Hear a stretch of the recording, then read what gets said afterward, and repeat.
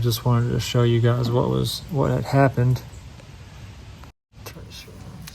So this is the back of the dryer here, the heating element, and then the vent tube, or the vent tube, which also has lint in it sometimes.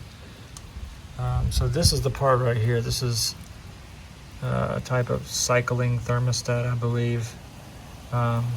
This was a part that I had just replaced a month or two ago from Amazon, a kit from Amazon that came with this other thermostat, I believe, and then sensors for the heating element, this one and this one. But yeah, so this is what caught on fire. You can see that it looks like it just popped and shorted out and just charred this whole thing. There was a plastic ring around this that was melted to the ground.